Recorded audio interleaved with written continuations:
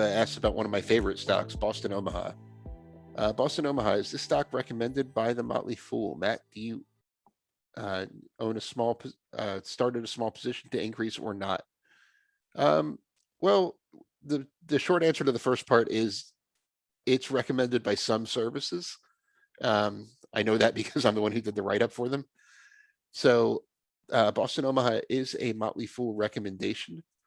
Um, in certain services, not in others. It's do your own due diligence on that. If it's not recommended by a service that you are familiar with, make sure it's an appropriate stock for you. It's one of my largest stock positions. I believe it's number 3 in my portfolio right now, so a big stock position for me. I like what they're doing. We've been talking about Berkshire all show long. I like that they're trying to essentially do that from scratch. They use a lot of Berkshire's rules for building a successful conglomerate. Um, they own some fully owned businesses that they like to grow through bolt-on acquisitions and value add rather than buying a giant business at once.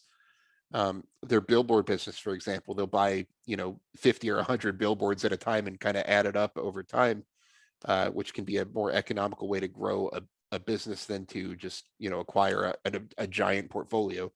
Um, they're willing to buy non-controlling stakes in businesses, which is one thing Berkshire has really done for 50 years very well, and a lot of other conglomerates have not. This is how they have the stock portfolio, for example. This is where Boston Omaha's minority investment in Dreamfinders Homes, which has been a 10-bagger for the company, really came from. And I like how they're really taking a 21st century approach. We recently saw Boston Omaha started their own SPAC back in October. We recently saw that has now found its target. There aren't really any ways for investors to get on the sponsorship side of the SPAC business other than Boston Omaha, and that hopefully will pay off nicely for investors. So they're really like thinking outside of the box to build a conglomerate.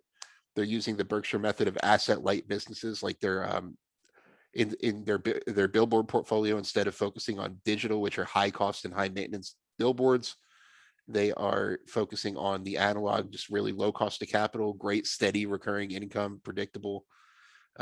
Their broadband business has over 85% gross profit margin because once they've installed the infrastructure, there's really not much they have to do.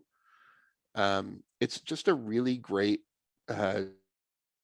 approach, and so far the results have been successful. I could really see them. I mean, I don't see them necessarily being the next Berkshire Hathaway in terms of building a $500 billion conglomerate from nothing. But I can definitely see them being successful at what they do, and they don't need to build a $500 billion conglomerate to deliver great returns for investors. But I could see them growing to many times their current size over the next few years.